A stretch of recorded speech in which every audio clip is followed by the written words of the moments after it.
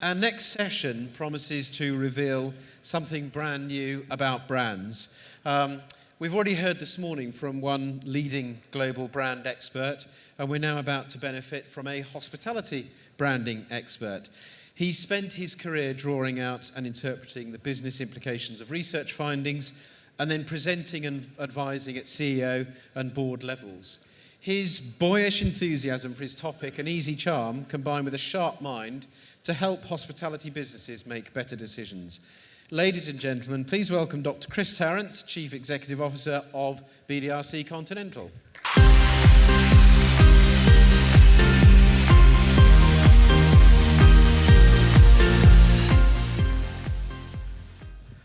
Ladies and gentlemen, good afternoon and welcome back from the rather short tea and wee break that we've just had. Trevor Williams did make a reference to Manchester and the fact that it wasn't raining when he arrived here today. I did my PhD in Manchester, and there was a bit of a saying that if you're at the top of the maths tower at the university and you could see the Peak District, that meant that it was about to rain. If you were at the top of the maths tower and you couldn't see the Peak District, that meant that it was raining. But that said, it's a warm Manchester welcome, I'm sure, and it's a delight to be back here at the umpteenth annual hotel conference. I do remember when it was the North Hotel Conference, or was it the Northwest even, then the North, and it has grown to become a major event in our calendar. I'm slightly ad-libbing as more people are coming into the room at the moment before we get going here. Well, I can see that, yes, lots of them are still flowing in. I think enough of the chairs are occupied now. So thank you very much indeed for inviting us to come and discuss this session with you. It's my pleasure to share with you this afternoon what is a unique and innovative methodology for measuring the value add of a hotel brand, a consideration that is often regarded as something of an intangible concept.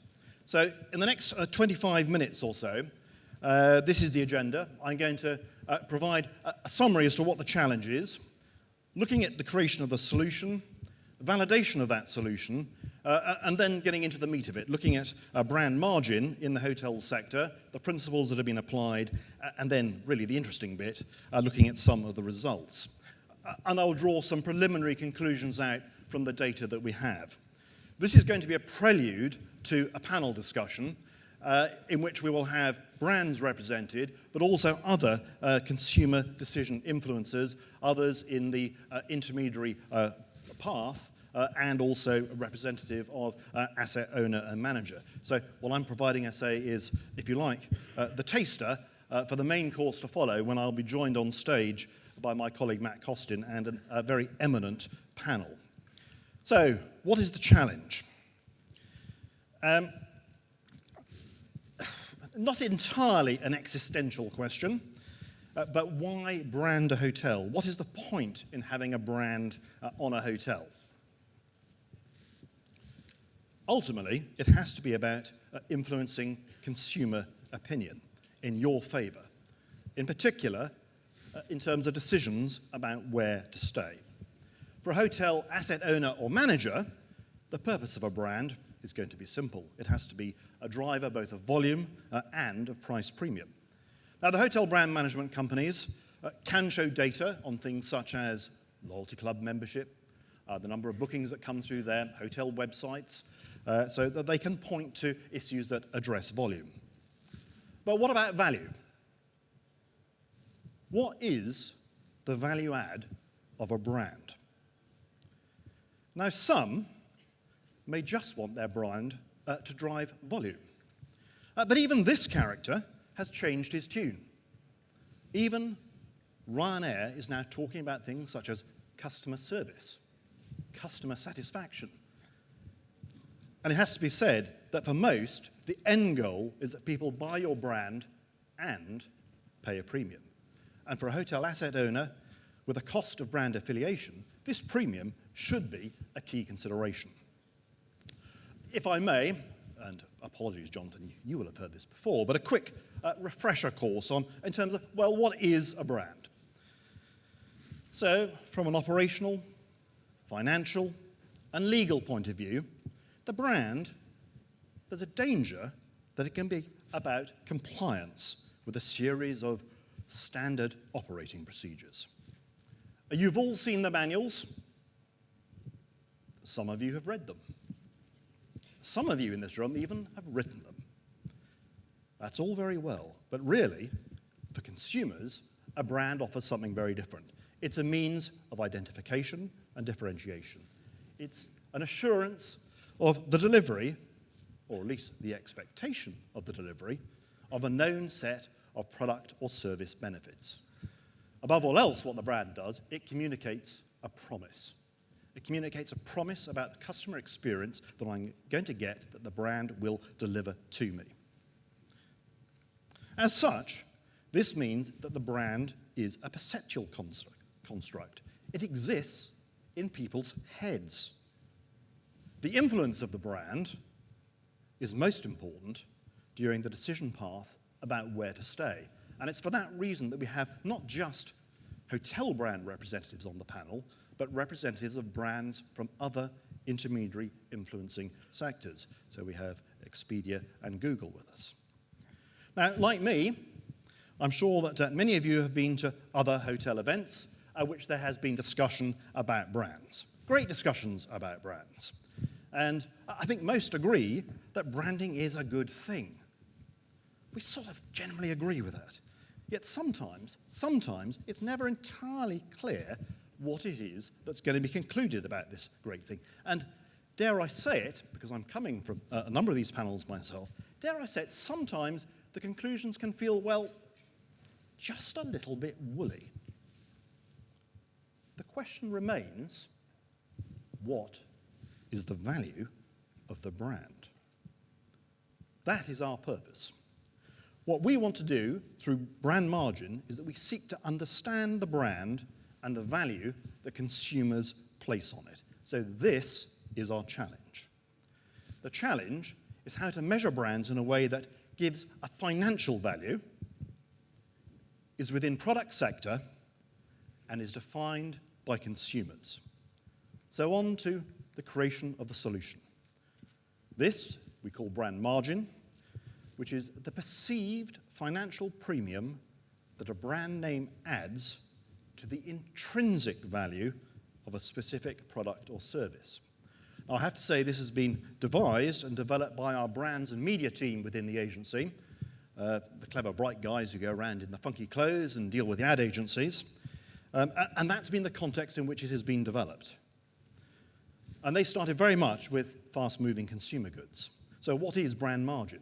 Well, most products or services have some kind of intrinsic value. Let us take, for example, a can of deodorant. An intrinsic value of about £1.50. If you add a brand name to that, what additional value is added to that intrinsic product at £1.50? It's that additional value the brand adds that is what we call the brand margin. And in the case of the work on links, it turns out consumers believe £2.14, having been given the intrinsic value of the product. So the brand is adding 64p. That's what we're trying to get to. How do we do it? Well, we calculate the brand margin using the wisdom of the crowd, because the crowd is said to be more accurate than the experts. And for me, standing on a platform, this is a wonderful opportunity to refer to my namesake, Chris Tarrant. Who Wants to Be a Millionaire? Thank God that's finished as far as I'm concerned. Jonathan said, I am a nicer person than him. I did say that's not that high a bar. Who Wants to Be a Millionaire? So I think this must be from the US version of the show, because it looks a bit difficult for a UK audience. In 2012, Marissa Mayer became the first pregnant woman to become a what? Surgeon General, NASCAR driver, Fortune 500 CEO, NASA astronaut. The audience, the crowd, 55% of them correctly said C. She became the CEO of Yahoo while pregnant. And across all the episodes of Who Wants to Be a Millionaire, this is a fact, as they say, asking a friend, your expert, your tame expert, has about a 2/3 success rate. asking the audience, the crowd, over a 90% success rate. So the crowd has the wisdom. That's one element. The second element we take is we use an indirect questioning approach to calculate the brand margin amongst this crowd. Again, this is from my learned friends in our media and brand and advertising team, because they know if you ask a direct question, does advertising work on you? Oh, no, I'm not swayed by such things at all. Does advertising work on other people? Oh, yes, absolutely. It has a great impact. People recognize what they see in others. So in other words, it's an elicitation technique to get into what it is the person you're speaking to actually thinks about the topic. So we combine indirect questioning with the wisdom of the crowd to look at the price premium that brand names command in specific sectors. And it is sector specific. So ultimately, it is the anonymous crowd that decides brand value, because the value add of a brand exists in the heads of consumers, not in the heads of one or two experts or a company CEO. And if you're in any doubt, just remember the vulnerability of the brand. If consumers cease to attach value, the brand can become worthless almost overnight. Just ask Gerald Ratner. Now, for anyone aged under 35 in the room, you may say, who? Well, Ratner's was the largest jewellery chain in the UK until this speech at the Institute We of also Direct. do this nice sherry decanter. It's cut glass, and it comes complete with 6 glasses on a silver-plated tray that your butler could bring you in and serve you drinks on. And it's really only cost £4.95. People say to me, how can you sell this for such a low price? I say, because it's total crap. He killed the brand in one night, and I have to say I'm going to indulge myself, because since we are in Manchester, famed for its prawn sandwiches at Old Trafford, I think I need to show you a second clip from this same speech. We even sell a pair of earrings for under £1, gold earrings as well. And some people say, well, that's cheaper than a prawn sandwich from Marks and Spencer's. But I have to say, the sandwich will probably last longer than the earrings, but anyway. Ratner's, of course, no longer exists. But this is not just a one-off. The vulnerability of the brand is even greater in the age of social media. The Volkswagen share price was 160 euros. It has now dropped below 100 euros. The underlying brand values have been seriously tarnished. And in the age of social media, the customer can talk back.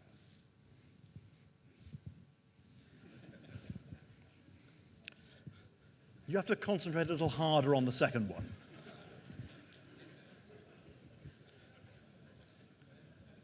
Do not underestimate the importance of the brand's relationship with its customers.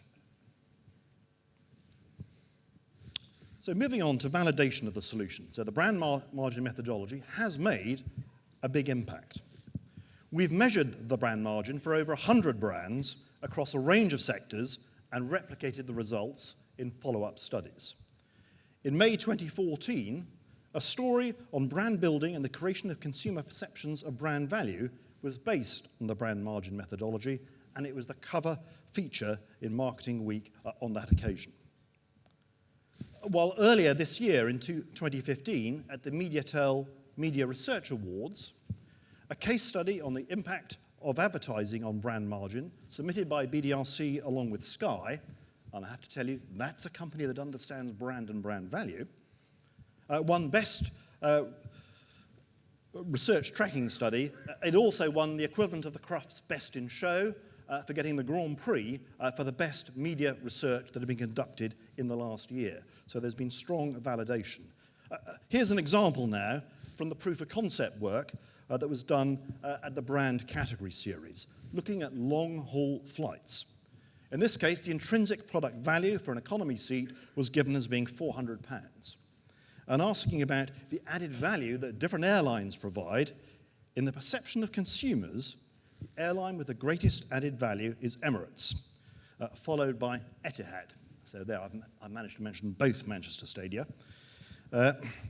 And so it works down. Of course, this was just a sample list of brands that was being assessed. And where you have an intrinsic product value, you can express that in terms of being a percentage. What I want to do now is to turn to brand margin in the hotel sector and the principles that we faced. Because it's not a simple case of a straightforward transfer of the brand margin methodology, as there is no single price anchor point or intrinsic value for a hotel stay. We all know that it varies by day of week, by location, and by the quality of the product on offer. We've worked our way around this in terms of asking people to assess against an unbranded equivalent hotel, and it means we can give a financial value for the brand premium, but we can't express it as a percentage. But what we do is place these questions on the BDRC hotel guest surveys. Now that these happen quarterly, in mid-2015, we assessed 92 hotel brands across 4 market tiers: luxury, upscale, mid-scale. We say economy, budget. In the UK, we referred to budget. In our European studies and elsewhere, more often economy. We did include a location element because we know that is terribly important in this sector. So a distinction between a provincial location, major metropolitan, and for the highest tiers, a resort location. The hotel guest crowd scored each brand that they are familiar with. That produces a brand margin for each hotel expressed as the pound premium or discount that each commands versus an unbranded equivalent hotel in the tier. Okay, this has all been quite a prelude to sharing some data with you. And I know that this is an audience that likes to see some data. So, looking at some of the results, I'm going to look at the average brand margin across the tiers. I'm going to start with the budget tier in the UK. This is a total of 21 brands that are being assessed. The figures may seem relatively low, but you have to remember this is an average. And the variation between the best and the worst performers actually extends into negative territory. So the average premium is £3.31. That's the added value that the crowd believes budget brands bring on average. In provincial locations, it's fairly thin. Now, we think part of the reason for that is in the budget tier, the brands more or less define the supply landscape. So there isn't very much unbranded equivalent against which to assess. Therefore, the price that people pay is the price that budget brands are at. So we don't see much of an uplift.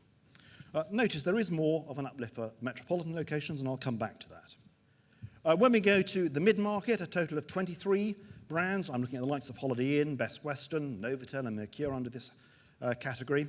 That brand premium rises to nearly £10 per stay, per night. Provincial locations, just under £7.50. Major metropolitan, rising to £12. And just to clarify, that's a premium over other unbranded hotels in metropolitan locations, not over the brand in provincial. So the real differential could be considerably more substantial than the sort of £5 difference that is shown on the slide there. When we move to upper full-service brands, so the likes of Hilton, Marriott, Crowne Plaza, and Radisson, this is our biggest pool. We're looking at over 30 brands here. The average brand uplift, as perceived by the hotel guest crowd, is around about the £20 mark.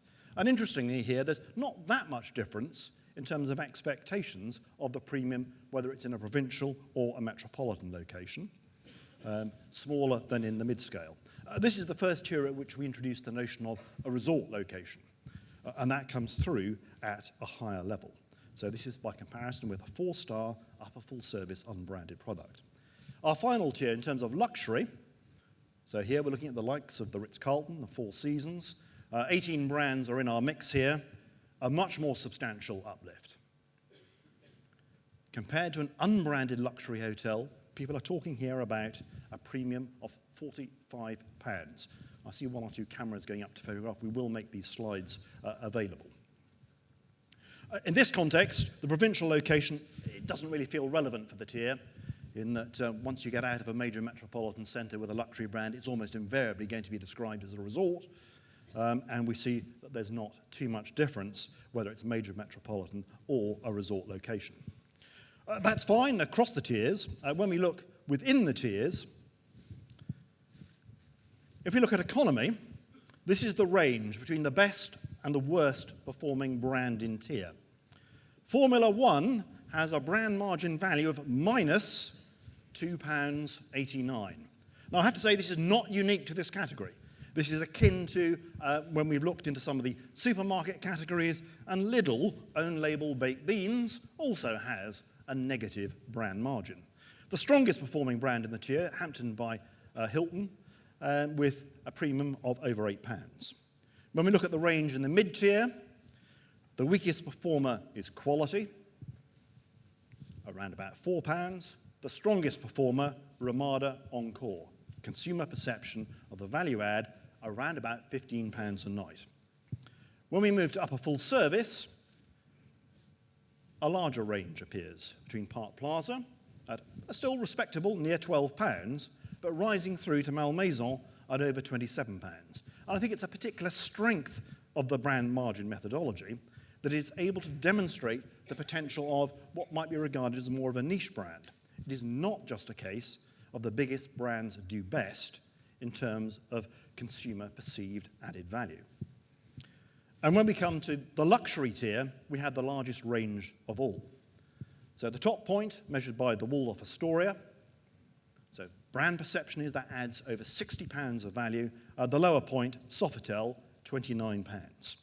Do also notice that there is overlap between these tiers. It's great as an industry, we know exactly what we mean.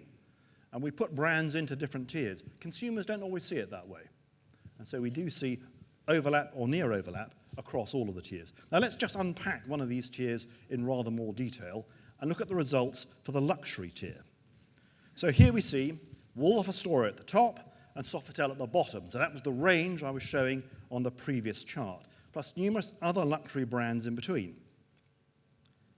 There is, I hope you'll agree, something of an intuitive logic to most of these results, with perhaps just a few exceptions that catch the eye. So Waldorf Astoria has the highest brand margin, then the Ritz-Carlton, Jumeirah, Mandarin Oriental, Regent, and then for me, Conrad appeared to be slightly higher than I, perhaps myself, might have expected. But this is what the consumer crowd is telling us. And so we work our way down the list. Other things that I note, Grand Hyatt has a higher perceived value than Park Hyatt. Also interesting to see the soft brand, like small luxury hotels, is perceived to have a viable brand margin. And then we work our way down towards the likes of Westin, W, Intercontinental and Sofitel, which I think would probably perhaps more readily be recognised as entry-level luxury brands. That's at a simple level. I've shown you a range. I also now want to look at, I mentioned earlier, the issue about provincial versus metropolitan. And it identifies the opportunity for budget brands in metropolitan locations. So let's just look at that a little bit further. I think from the earlier chart, you can identify Formula One and Hampton by Hilton as the top and the tail point of this particular chart. Generally, if you look at how the brands are performing there, Holiday Inn Express, Premier Inn, and interestingly also B&B hotels come through with higher perceived brand margins. And in the case of B&B, there's quite a strong leisure element that is driving that, because I'm, at this stage, merging both leisure and business segments, and that's an example of a cut that we can make. Provincial, though, we can see now why that overall average figure was only 155. There are a lot of people near to the sort of no particular brand margin. But all of these brands, well, with the exception of Formula One, do add value in metropolitan locations. And I think it's interesting to note that a brand like Easy Hotel, in particular, does well in a metropolitan location, doesn't add much were it to be placed provincially. We can also drill down into the data somewhat further and look, for example, at brand users. And generally, brand usage lifts the perceived brand margin, especially for economy and mid-tier brands. So in other words, experience tends to drive a higher perceived brand margin. There are a few brands for which the reverse applies. We'll keep them nameless in this particular presentation, but here we're looking at the comparison between people who have used a brand recently and those, though they're aware of it, are not recent users. And strong uplifts are seen particularly in the economy and the mid-tier. somewhat weaker in upper full service and in luxury. There is still a user experience benefit, but in a sense people go in with expectations that already are quite high. But it does allow us to identify these are a select few brands which have notably high uplifts amongst those actually who are aware of them. And I've just been reminded earlier on today, I do of course have the wrong Best Western logo now, as that's changed since I started to put these charts together. We say TBC in terms of the luxury tier. At the moment, we only have a single wave of the data. We don't have enough luxury tier brand users to analyse them in a robust manner separately. But with the BDRC Hotel Guest Survey now collecting data quarterly, we anticipate that position changing quite soon. I have a couple of further slides to show before we'll move on to the panel, just to look at this sort of analytic potential of what you can do with brand margin data. This one we've called Keeping It in the Family. In this analysis, it's restricted to those brands that are part of wider brand families. All are non-users of the relevant brands in each of these tiers. What this chart plots is the difference in the brand margin score for those brands where the crowd member has recent experience of another different brand from the same brand family versus those who have not used any of the brands in the brand portfolio at all. So example, someone who stayed at an Ibis but has not used a Mercure, or someone who has not used a Holiday Inn Express but has stayed at a Holiday Inn. The brand family association gives a considerable uplift to budget and also to mid-tier brands. It has little impact on the upper full service. In part, we believe this is because it's the tier that typically contains many of the brand family core parent brands, such as Hilton, Marriott, and Radisson. But note, there is a negative impact on luxury brands. So the suggestion has to be that within brand families, there may be a need for a little bit of distance between your luxury offering and the rest of the family. Again, just looking at what we can do with the analysis, brand margin does link to the customer experience. Now, I imagine that most of you in the room are familiar with the concept of the Net Promoter Score as promulgated out of the Harvard Business School just over a decade ago. Key question, would you recommend this product, brand, whatever it might be, to other people? If you score a 0 to a 6, you're a detractor. A 7 or an 8, you're a passive. 9 or a 10, you're a promoter. The net promoter is the promoters less the detractors. Now here, I'm just using this as a means to segment the samples that we're looking at. And if we're looking overall at the results, we see that Holiday Inn Express has the highest brand value. This is amongst recent users of about £8.25. Travelodge comes bottom of this list of 4 budget brands that I'm looking at on its overall brand value. Yet, if we look at the promoters of Travelodge, those people who've had a good positive experience, it actually just ranks second, or at the least you'd say it is on a par with Premier Inn and Ibis.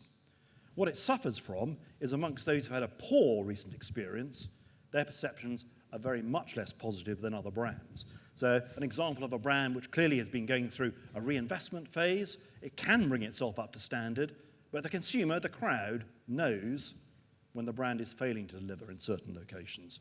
I think that is worth comparing with Holiday Inn Express, which has the nice position of, yes, there is that declining slope in terms of if you had a poor recent experience, the brand margin score is lower, but it's not much lower.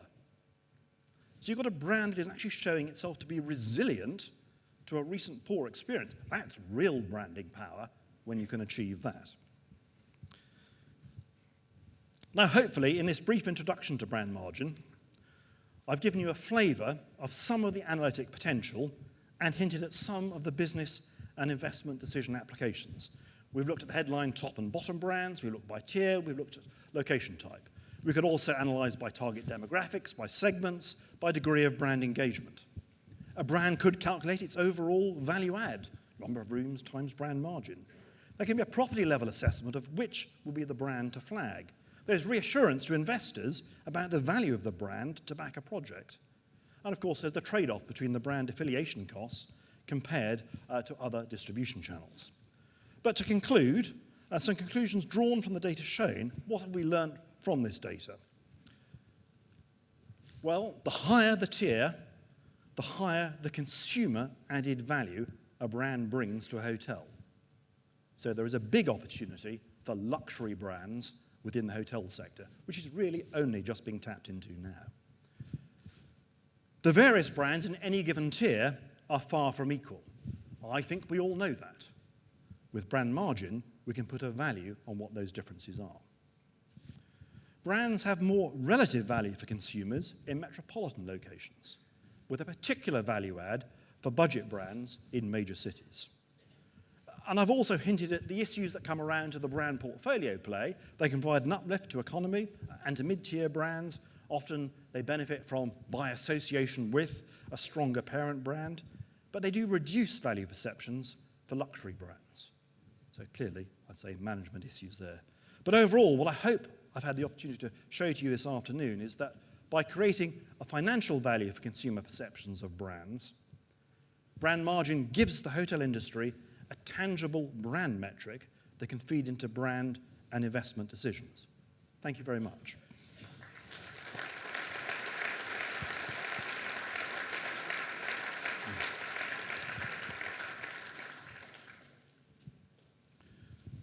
I am now going to hand over to my colleague, Matt Costin, who is going to be moderating the panel session and invite the panelists to come and join me up on the stage. I believe I'm not allowed to escape at this point. I shall be staying here with you as well. But if you'd care to come up, Matt will introduce the second part of this session.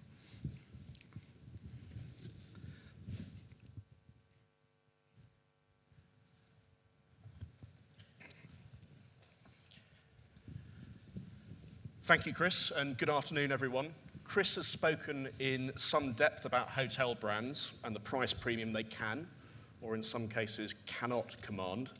What we're going to do now is we're going to broaden the discussion to one about distribution and the role that hotel brands have to play within that. Joining me on stage, we have a lineup of industry heavyweights representing the hotel asset owner, the brand owner, search, and also OTA. I'm going to start off with a question that is absolutely bang-on message. The strapline of this year's conference is Connect and Communicate. So how does a hotel connect and communicate with its customers? What are the contemporary decision path and distribution models that are being used in the hotel sector? And how is that changing over time? And I'm going to ask each of the panelists to answer that, but also just give us a very brief introduction to themselves, their organisation, and what they do. Want to start? I'll start. I'm Terry Scriven. I'm the industry head of hospitality at Google. And we have seen a tremendous change in the distribution of hotels, especially even over the last 4 years. We now see that we don't go online, we live online. And hotels now represent, the online purchasing of hotels is 80% now done online. So we see how we check our phones 150 times a day. In the UK, 73% actually utilize our smartphones, and if we're under the age of 35, it's up to more than 93%. So the tipping point has actually occurred even on a mobile device, and that path to purchase is ever more convoluted than it ever has been before. Now that purchasing on mobile is about a quarter, almost 23% of people are purchasing on a mobile phone, and in the last minute within the day is almost 50%. So it's incredibly important to be there in the moment that matters. When the consumer is using their phone or whatever device they have, on average we have more than 3 devices, and snacking moments at different points of the day.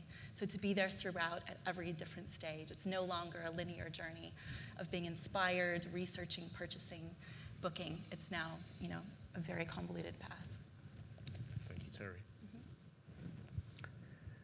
Hello, everyone. I'm Apurva Pratap.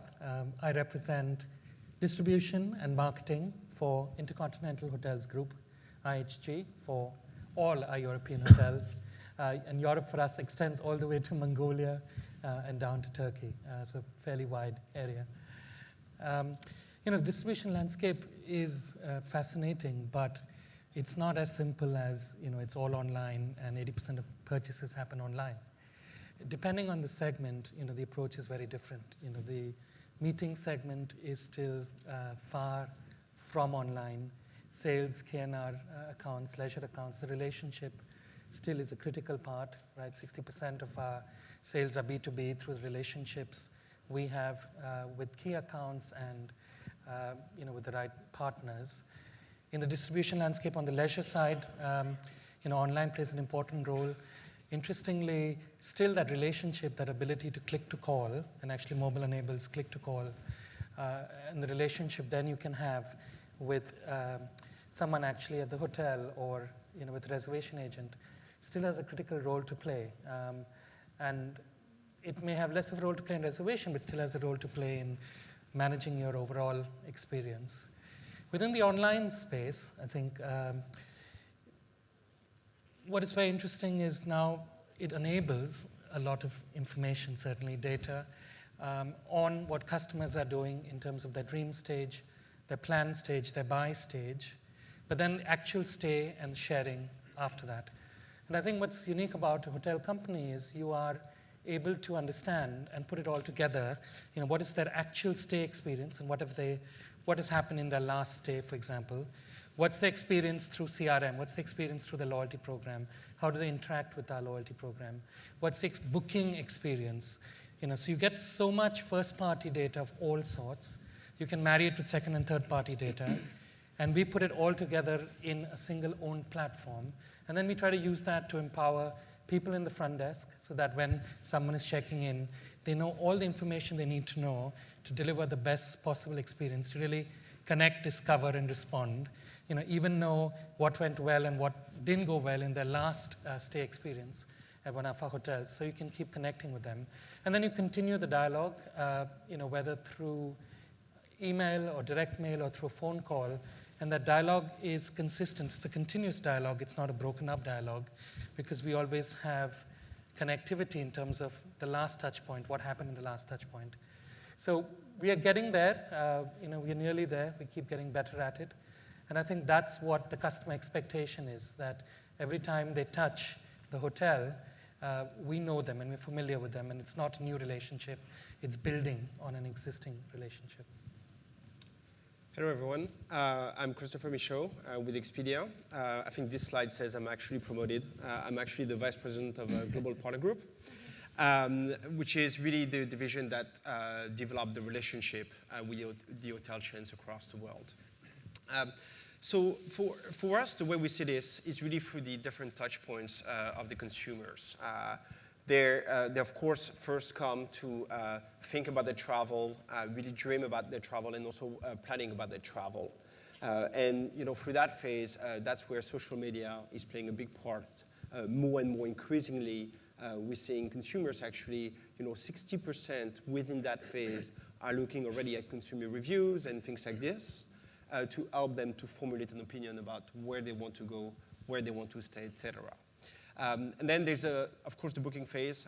That's where, with the increase of the internet penetration, whether it's through desktop or mobile, this is becoming increasingly important that we can speak into the language of the consumers, interact with them in the currency they want to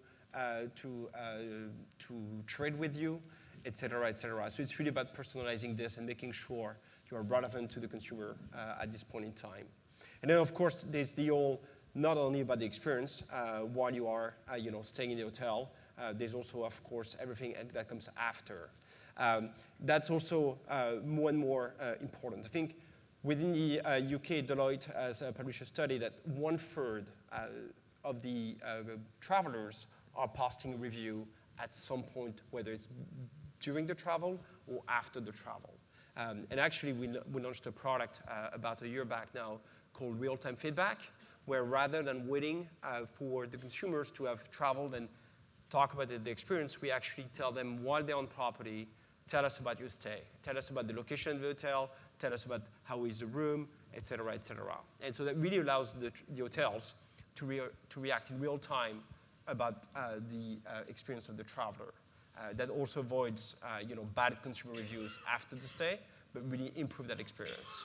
So it's really being represented in all those touch points to the consumers, no matter what device they use, which is, of course, increasingly tremendously. Great. Hello, everybody. My name is Paul Johnson. I run a company called Q Green Hotels. We set up the company 15 years ago. And we've done a pretty terrible job over the last 5-10 years of looking after our customers as an industry. And we have not been particularly bright because we are the mugs out there who provide the end service and provide the facilities to all these people who want to come and stay with us. And we've released control over what we've done now in terms of getting through to customers. I mean, the internet has changed the world. It's changed it for the hotel industry, and we've not done a good enough job of dealing with that over the last few years. And I think the brands that we work with, we have 54 hotels. We operate with lots of different brands. We use IHG. We are going to start working with Hilton from next year, with Accor now. We work with Wyndham. We run independent hotels as well. So we have quite a wide experience of working with different platforms. And I think what we have done is allowed us, as many other industries have allowed these new companies who come in and disrupt the market to change things. And they've done it for very good reasons, because it's what customers want. Because if you can go to one place and find out all the information from all the opportunities that are out there, then why wouldn't you go and use that? And I think we've done a fairly poor job as an industry of actually protecting ourselves and protecting our margins from what's going on. And the reason I say protecting our margins, as we saw on the slide earlier, that commissions now have gone from 1% to 8% of your margin. That's an 800% increase in the last 10 years. And we've seen this year continued rising in commissions, and certainly our OTA commissions are up about 60% this year per room sold. So it's not kind of stopped. And there's a lot of things that we have to do as an industry, and a lot of things we have to do with our brand partners to try and make sure that we're providing a better service from end to end, which is certainly one of the opportunities that we do have going forward. Excuse me. And making sure that we're actually looking after our customers all along the way. I think OTAs do a really, really good job. I think people like Google coming in are going to do a fantastic job. If we don't react and do it, we lose control of our inventory and we lose control of our customers. And that is the worst thing we can possibly do in the long run. So I think that's a great challenge. We've sat back and loved all this business coming in. We haven't provided the customers with the information that they need during their review process. And I think we have to claw that back again. And certainly, if we have the long-term future where we're not just a asset class giving returns of 5% to our investors, then we have to make sure that we are dealing with that and working with the online providers and with our brand partners in order to make sure that we address it. Thank you, Paul. As Kevin reminded us this morning, the consumer should be at the centre of all of our thinking when it comes to distribution, when it comes to customer service. From what you just said there, Paul, that isn't always the case. What views do we have across the panel? What is the blueprint for changing that across the industry? Who wants to start? I can start with a perspective just in terms of online marketing, and we're seeing a trend, even Kevin alluded to it, of much more targeted marketing, one-to-one, but it's dependent on your audience and dependent on what your core customer set is. And, and it's not only about age and demographics, but it's also about interest. And being able to target them based on their interests and their interest and willingness to come and stay at your hotel is increasingly important. So we're seeing in terms of connect and communicate a much larger trend on utilizing that data, like Apurva said, in terms of the data that you're collecting on the journey. Every stage that the consumer journey is making online, they leave signals along the way. And you can collect those both on your own site, so your website that you have control over, but also your rented site. So think of social media, Facebook, for example, YouTube, as your rented site. So collecting those signals and pulling that together to utilize those as audience data to turn that around for targeted marketing. And we're seeing some of the larger brands start to do a really good job on that and improve the communication throughout every stage of the consumer journey. So who's doing a good job of it at this moment in time? Can you name some names? Yeah, I can start. We're starting. I think IHG is starting to get there, as Apurva alluded to. But I think the hotel industry is behind. We've already mentioned that. Most of it's being led more of the programmatic data-driven is being led more by the larger brands, FMCG brands, who are almost 80, across the line, 60% of what they do is more programmatic and data-driven, and we're only about 30% of the way there. But I think the larger brands, so IHG and Hilton, are starting to lead the way and doing a good job there, but there's still a ways to go. Yeah, and I think, we're now going to be making, and we're already starting to make, very significant investments in programmatic media buying so that for our target customers, we can go and find them anywhere on the internet, where it's remnant inventory, it's a much cheaper cost of sale to be able to talk to them and give a relevant message. One of the things that we've done, unfortunately, as an industry is, we've given away pricing power. Across the industry, as you know, often there's price parity clauses between hotel companies and intermediaries. And what that does, and economists have shown this, Harvard economists, there's a recent article in The Economist as well, this concept is called price coherence. And when you think about search companies, think about online travel agents, etc., what happens is because their service is perceived as free, because there's no difference in cost between coming direct to the hotel to book or booking through an intermediary, what you find is there's excessive use of that service. And because there's price parity, that excessive use of that service leads to higher and higher cost of that service. That service cost is paid by customers not only who choose to use that intermediary channel, because they might think, that's the experience they want, but also people who choose to book direct, because you can't actually differentiate between people who are coming direct, a lower cost channel, and people who are, coming through an intermediary. And so there really needs to be visibility to the cost of this intermediation. There is value that's created by the intermediation. The customer should be aware of it. Where they value it, they should pay for it. Where they don't, they shouldn't. So this thing came up, for example, in France, where now price parity is illegal. Interestingly, in Italy, just a couple of days ago, the Italian parliament voted 434 to 4 to ban price parity agreements, just make price parity illegal altogether. And that's an incredible showing for the Italian parliament. To even have 438 people showing up is absolutely incredible. But I think that's kind of where the industry is going to head. That's where true innovation will come. Because you can't be getting a free ride. You should be, for the value you create, customers should be willing to pay for it. At the moment, all of that is being paid by the suppliers, and it's creating an imbalance which is significantly impacting profitability. And we are actually growing as an industry slower because profitability is getting eroded. And interestingly, as a result, actually, the industry is consolidating. 85% of new hotels in Europe and any other region in the world are branded, majority through the top 4 companies, because people are now feeling the need to consolidate to regain the balance and regain profitability in the industry to grow the industry. So I think we all have to work together differently in the future so that the industry is robust and so that we can all, the intermediaries, the search companies, and the hotel companies, survive. I think that's right, and certainly looking at our data, we see the unbranded hotels that we operate, their commission level is about 9% of revenues, and in the branded hotels it's about 6.5%. So it's about a 50% differential because we like brands, and they're strong brand partners like IHG and some of the other ones. They do provide a route to market that means you can reduce your commission costs in other areas as well. Even though you're paying franchise fees, it's still, we think it's the right balance, especially in a provincial location. I think when it comes to the value that we deliver, it's really about, it has nothing to do where if the consumer wants to use an intermediary or not. It's about where the consumer has decided to purchase, where have they decided to transact. On average, consumer is looking at 36 sites before making a purchase when it comes to the hotel world. So it's all about being within that value set, being in that consideration set for the consumers. So of course, if you think about 36 sites, that's a lot. And it really depends on location and countries and devices they're going to be using, etc.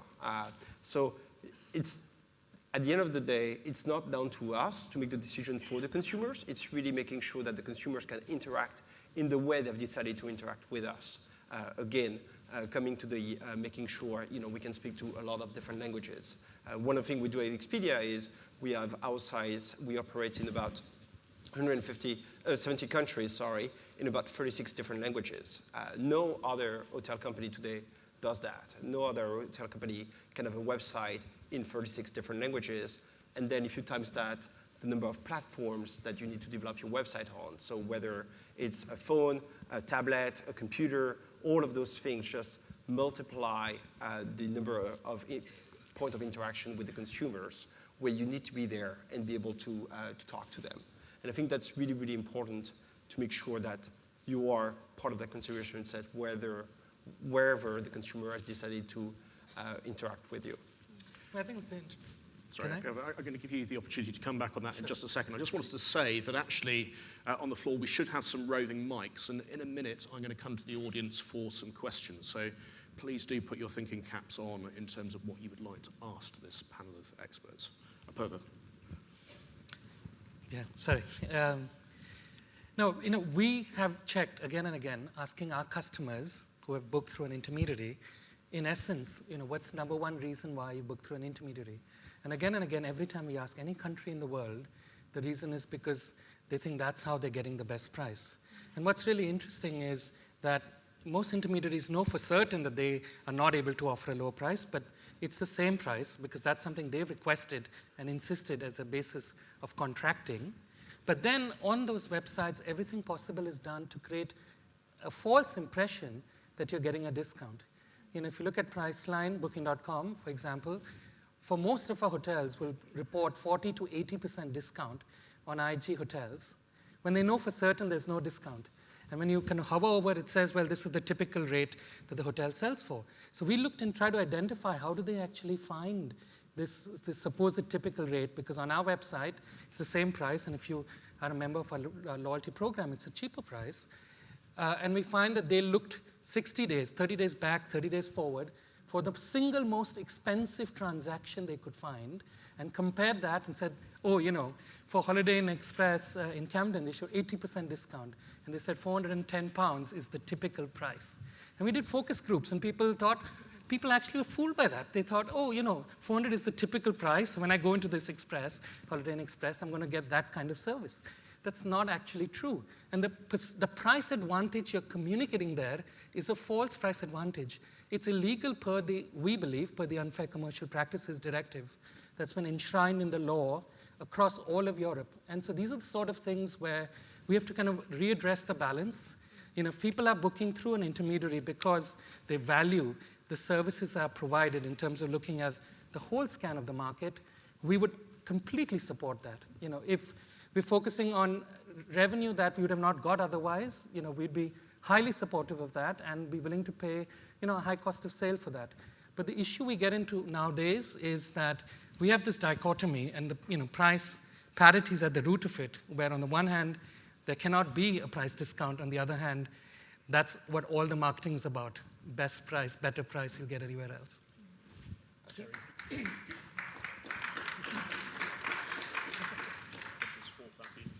Google is an emerging player in the hotel booking market. What's your view on this?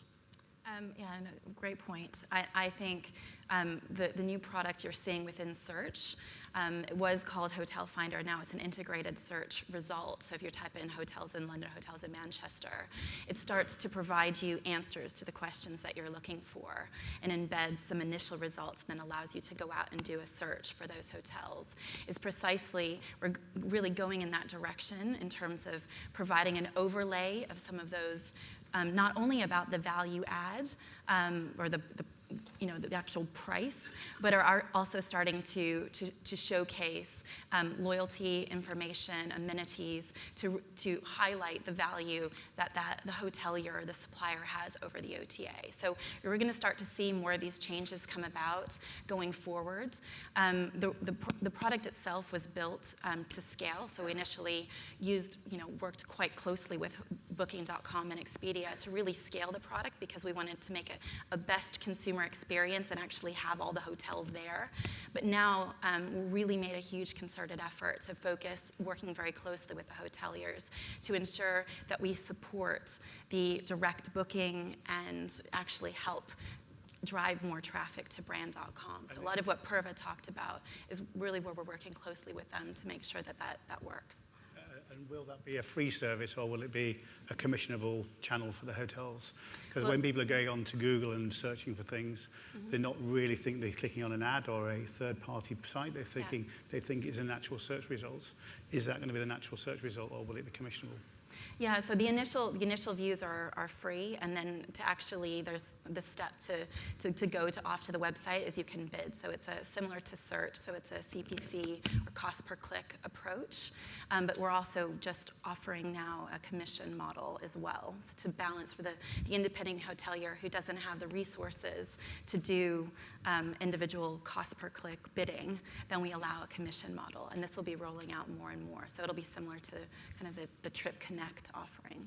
I think this is very early days. Very early days. Google keeps developing, so Yeah. probably early to see. But what we have seen so far is, in some places, it's a value add, and some places we'd say it's monetizing search even more, right? So, if I look at Paul's Holiday in Brighton hotel, where in Brighton we have one Holiday in Brighton, his iconic hotel.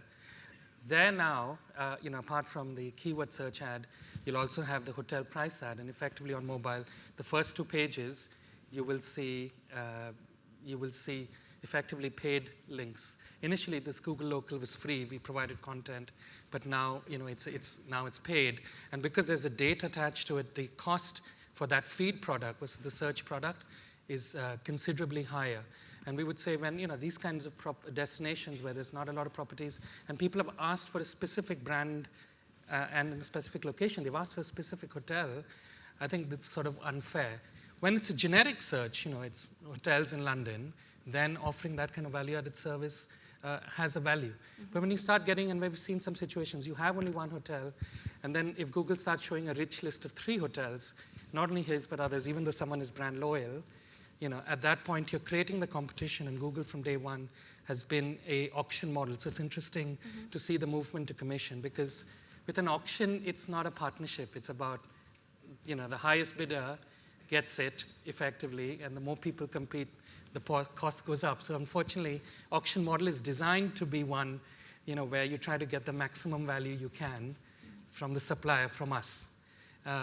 But with a quality aspect to it. So it's all about, what the consumers are looking for. And we're trying to provide, we've improved the product so much over the course. You guys can see it's now, instead of the 36, different steps that you take in terms of comparison and 10 blue links, it's now we're actually providing answers to the questions that people are searching for and suggestions. So shortening that process is actually shortened. So the overall, and we're seeing improved conversion. And while it might be higher cost in certain generic areas, we're seeing the ROI actually be a lot higher in comparison to if you're stacking up. And it is differential based on which hotel you're specifically looking at. But that's absolutely what we're trying to test and work to partner closer with hotels. Even this week, we're doing a supplier forum with our product team and engineering team to get direct feedback to improve the product so it's better for the hoteliers. And I would argue that if the consumers are loyal, they will go to this kind of product. I think we're also seeing it within our world where consumers like choice. If they're really loyal, then I guess they will go directly to AG.com or using your app or those kind of interactions. So this is really what we offer to the consumers, is really that choice. To your point of Brighton with one Holiday Inn, if that Holiday Inn is full, then I still want to stay in Brighton and come to Brighton. So there's really this value that we can bring, or consumers that even don't know this Holiday in Brighton. Some of our Chinese consumers tell us they have absolutely no idea what Holiday Inn means for them. So granted, we're not selling yet so many in Brighton, but we're starting to. I think the largest branded hotel company in China, but anyway. Yeah. I'm going to return to the question of Google in just a second, but I want to get some audience participation going. So first question here in the front row, and anybody else who'd like to ask a question, please raise your hands. Here, front row first. Yeah, yes. If you could just introduce yourself briefly as well. Thank you. It's Andrew Sangster, hotel analyst. I'm hearing a slight reinvention of history here. The price parity thing originally came from the hotel side, because hotels were so inept and so unable to compete with what the OTAs were doing, because they were so much more effective in terms of retailing. So the clauses really were more coming from hotel side, from my memory, and I've been doing it for 20 years and writing about it, so I'm pretty certain on that in terms of that. The reality is that on the demand creation side, the hoteliers aren't in the game. So if you look at what's going on in terms of demand creation, so the big two OTAs, Booking, Priceline, and Expedia, are spending over $4 billion a year in terms of creating demand. They are spending between them $1 billion a year in terms of technology, in terms of reaching out to these consumers, to Christopher's point. The hoteliers just aren't in that game anymore. They are so outspent on it, I really can't see how you're ever going to catch up. And now what we're seeing is effectively Google's turning into an OTA. We're probably going to see other social media players come in, like Facebook or who knows when, coming in doing the same thing. TripAdvisor is now an OTA. And I think I want to ask a question directly to Chris, who hasn't spoken yet. But I regularly use your analogy I heard you make, I don't know, probably about 5 years ago, when you talked about hoteliers effectively becoming product brands and the retailers being the OTAs and people like Google, Facebook, etc. Do you still concur with that? Do you think there's a chance for hoteliers to be effective retailers? I think some of it relates back to what Kevin was talking about this morning, which is putting the customer at the centre of what it is that people are looking for. And you can talk about choice, you can talk about things that, I think convenience is a key driver in all of this, and that is what the intermediaries have done. They've made it very easy for people to find a whole range of opportunities that they could do. Yes, that has generated demand, so that the OTAs have contributed to the growth in demand and taken their cut. The total profitability of travel has gone up. It's just that not so much of it is sitting in the hotelier's pocket, as was the case in the past, because other people are coming in and taking a share of that. So it always goes back to that, are they friend or are they foe? Well, if they're incrementally taking more, and as you alluded to, and I think it's a really important point, they are the ones who are investing in demand generation. That's at a really large scale. I'm not saying that there is no demand generation by hoteliers, but they have the power to do that at a really high level, and they have the digital connection with the consumer. I think the Google move is a really interesting one, because it could be said this is disintermediating the intermediaries, because at what point do people go into the process? They're not doing it for the love, that's for sure. It will be commercially based, and you wouldn't expect it to be otherwise. But again, it's for the convenience of the consumer. That's the logic behind it. Well, so with all due respect, I would have a different perspective on all the 3 points you made. Surprise, surprise. So the first point is, we asked intermediaries for price parity. That's absolutely not true. In fact, Expedia and us couldn't come to an agreement because Expedia required price parity and we were not willing to give it, and we didn't work for 3 years till we finally came to commercial terms that came together. Secondly, in terms of we don't generate demand, IHG system, the marketing spend, in aggregate is over $1 billion for 5,000 hotels. Booking.com might spend $4 billion on 740,000 hotels and growing. So I would by no means say we don't generate demand, and in fact, the vast majority of the bookings that we deliver still come direct from us. The third point is, the focus of the intermediary marketing by and large has been on use us as the channel to book. And in fact, a comprehensive study was done by the American Hotel and Lodging Association with Calibri Labs using the STR data, because you have it for almost the entire US market. And they looked at markets where OTAs were dominant due to them being leisure locations, where it was much less dominant, et cetera, or the maturity. And they didn't find any change in demand generation. The market demand has been growing linked to GDP, et cetera. The intermediaries have not grown demand. They've made it perhaps easier to kind of scan the market and make a booking. But we absolutely work on generating demand. For example, our mobile app, which is one of the highest rated app in the industry, we get 500,000 downloads just in Europe a year for 600 hotels. So per year, we're generating 1,000 people are downloading the app, and once they use the app, they're incredibly loyal. conversion rate goes up orders of magnitude. The return, likely to return and use us again, goes up order of magnitude. I think, Purva, what you're referring to there is when I was giving the introductory speeches, the brands are very good at measuring the volume. So, yes, they deliver demand into the hotels, and it can then be a question of semantics between the demand generation and the demand delivery. I almost feel that Purva's missing a trick in not saying what he's actually delivering is brand value. And that's very much what we were trying to present, to say there is real value in these brands, and that's a major part of what they contribute to the piece. Consumers see that value, because I think what we're trying to be here is consumer-centric. And we're seeing with the OTAs, with Google, they are being consumer-centric, they're meeting the convenience needs of consumers. What we've shown with brand margin is consumers place value. That's a real major contribution that the brands make, and I think you should be playing that up more, because that is driving consumer behavior as well. And I think by talking specifically about the price, we're kind of reducing it to only distribution, which is a shame because realistically, we do a lot more, specifically on the OTA world, we do a lot more than just distribution. We also do a lot of marketing.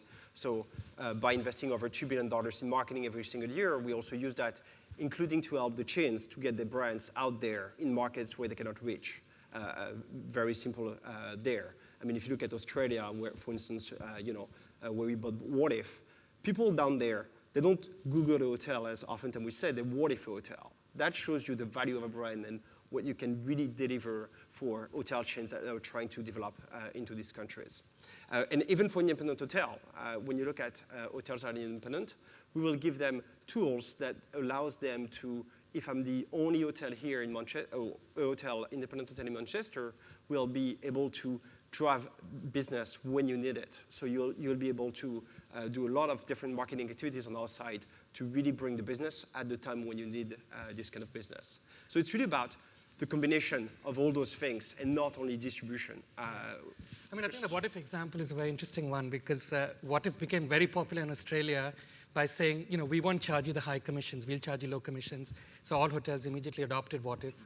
The minute Expedia bought What If, the commissions have gone up quite considerably. But that aside, you did a very eloquent job already of talking about one aspect of the value hotel companies create, which is that brand premium.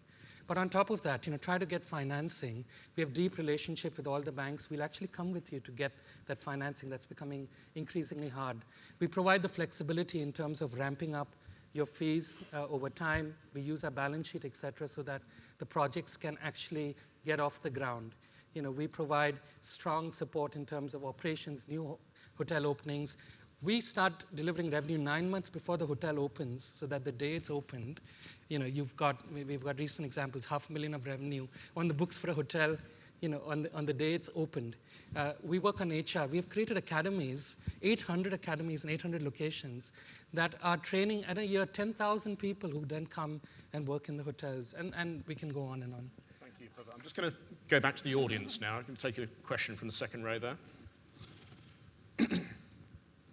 Thanks. Russell Kett from HVS. It's been a fascinating session, a valiant defense of the hotel brands. Can I come back to the word value? Brand value, etc. Really good. But at the end of the day, value is in line with the bottom line. And if I can just refer back to the presentation made by David earlier, where we saw two great statistics. One, which you referred to, Paul, in relation to travel agent commission having grown from 2000, where it was 1% of rooms revenue, now 8%, 700% increase, by the way, not 800. But what was interesting in that sense was that your own admission, your independent hotels work at around 9%, your branded hotels at about 6.5%. But if we then add in the actual marketing cost that you're paying for the privilege of the brand, then that gets probably back up to the 9%. So there's an interesting parity there. But the other statistic that David kindly shared with us is that the overall net income as a percentage of revenue is down. Yes. And what that means to me as a valuer of hotels is that potentially that bottom line is leading to a contraction in value. And I think we have to ask ourselves why that is and what can be done to get that bottom line up so that the actual value of the hotels is growing, not just the brand value. Yeah, absolutely right. I completely agree with you. But if you look then at, our experience is mainly in branded hotels. We're in a variety of locations throughout the UK where I think we need a brand, and we've had a brand for most of the time. And I had a look back at when we've changed brands. We've had different brands. We've rebranded portfolios and seen the difference in what a brand can deliver. And just now I'll give you a little bit of data, which I can't give you too much for obvious reasons, but things like channel delivery. IHG on the Express, an Express brand delivers 75% of our business through that system. In a comparable brand was 25%. So, a huge difference in business delivery through the system, and another very well-known international brand, 50%. So they're the kind of leaders, and we look for the most powerful brands we can work with in these secondary markets or provincial markets. But probably more important than that is as well the rate delivery. And we've seen, rate delivery and the occupancy delivery. So again, Express is a best in class at delivering. In occupancy, 75.7% is our average occupancy throughout, and we have some fairly troubling locations and some very good locations, and an average rate of 57. And again, if I look back at the secondary brand we used, the average occupancy 63%, the average rate was £30. So you got £30 to £57 difference. So that's the power of a brand for us. It delivers customers, and it delivers rate, and it delivers RGI. And again, I look at our RGI performance. Express is currently 110. Holiday Inn is 105. Our others were at 65. And certainly the big international brand, 90. So we get a big difference in delivery and performance. And that's why we attach ourselves to brands to deliver that through. And it gives a big brand premium for us. And Paul, when it comes to the cost of affiliation, I appreciate that confidences have to be respected here, but to what extent does expensive usually mean better? Can you just comment very, very briefly? So I'll take one more question from the floor before we wrap up.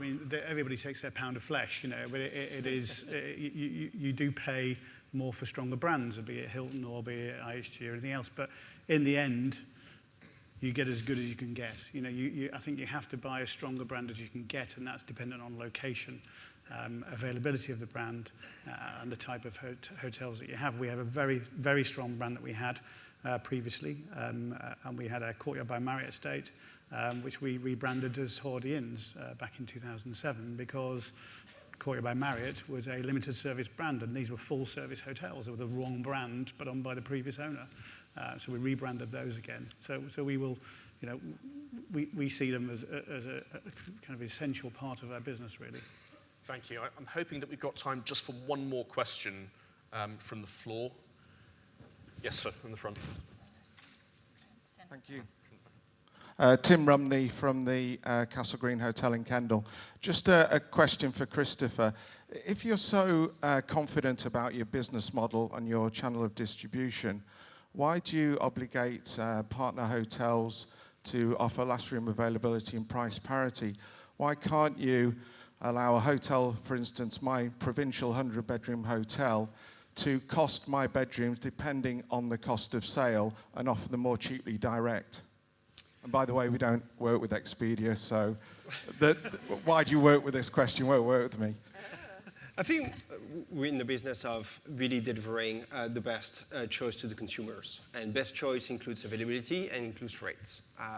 We shouldn't forget, any single hotel out there is operating within the marketplace. You're not operating in silo by yourself.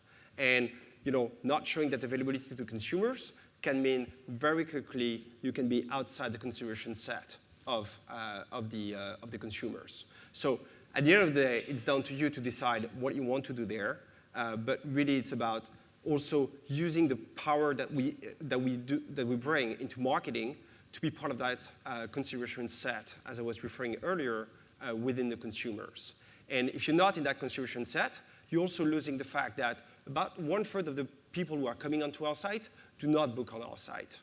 So if they don't book on our site, they obviously book somewhere else, including the Hotel Direct website, the Chain Direct website, and so on and so forth. So we're also doing that marketing that we do not charge anything for, but realistically it comes as a cost to us and comes as a free marketing for the hotels if the consumer, as you said, did not book with us. So it's really down to your choice to decide, what you want to do when it comes to your rates and your availability. But it's also, you also need to think about the consumer that is out there comparing your hotel with many, many other hotels on our sites. Can I say a point? I'm looking at Jonathan. I'm just wondering if we have scope for one more question. Do we, Jonathan, or not? Not really. Not really. Okay. Thank you very much to everyone. Thank you very much to the audience for your participation, and also to our wonderful panelists. If you'd like to put your hands together for them, please.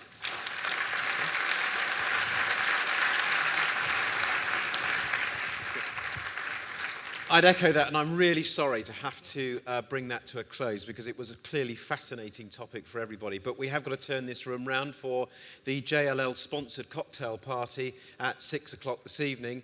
Before that, there is Bubbles and Business, which if you go out of this room, turn left, there's only 50 seats available, but that's for our networking opportunity, speed networking, with our social mixologist, which is Michael Hurst. And finally, can I just say that thanks to all those who are tweeting, because hashtag AHC2015 is currently in the top 5 tweeting in the UK. So really thank you very much for doing that. And we resume in this room for formal proceedings tomorrow at 8:30. Enjoy your evening.